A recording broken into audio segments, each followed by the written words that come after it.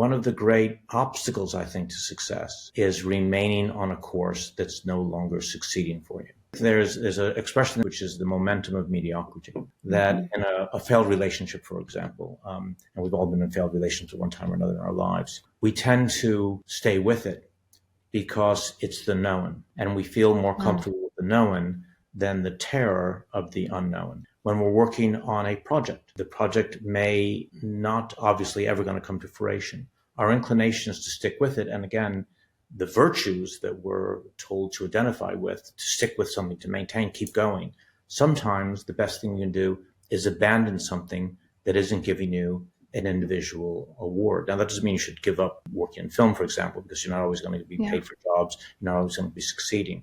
But sometimes you're going down an avenue that just doesn't work. You see this with cast. Sometimes you have a particular cast person that you think is perfect. You work with them and you suddenly discover they're not right for the role. Huge decision.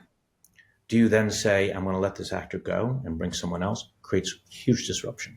Agents, managers, everyone's going to be on the phone to you. It's terrifying. But think about the thought process at that moment.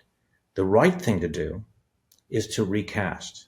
But the momentum is towards staying with the person that you had because it's easier. Staying with an idea or a person because it's easier is the thing that ultimately subverts all creative success.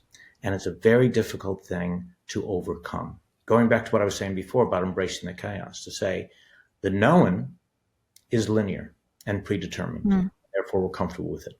The unknown, we obviously, by definition, don't know. To embrace the unknown and know that it might take us in a direction that we can't quantify is terrifying, but I think essential.